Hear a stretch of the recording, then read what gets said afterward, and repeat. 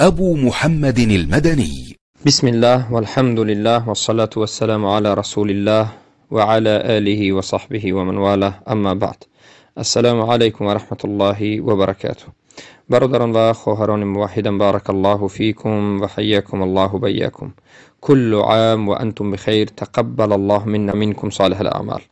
از ما و شما همه عملهای صالحی که انجام دادیم الله سبحانه و تعالی قبول بفرماید و سبب نجات ما و شما در این دنیا و آخرت گرداند و داخل شدن به جنت الفردوس را به هر یک ما و شما نصیب گرداند.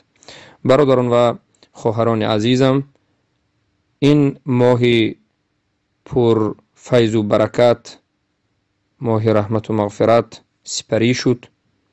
هر کسی که عبادت کرد، کوشش کرد، اجرش ثابت است و مغفرت الله برایش هست و چقدر خوشبخت و سربلند است و خوشنود است.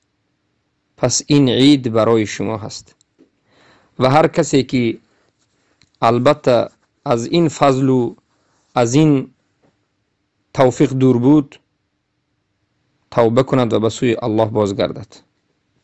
پس برادرانم و خواهران موحدم، امروز روز عید است. همه شما را، خانواده شما را تبریک میگوییم. بارک الله فیکم و خوشنود باشید، خرسند باشید، عید بکنید و سلامت باشید و همیشه سربلند با توحید عزتمند باشید. حیاکم الله و بیاکم.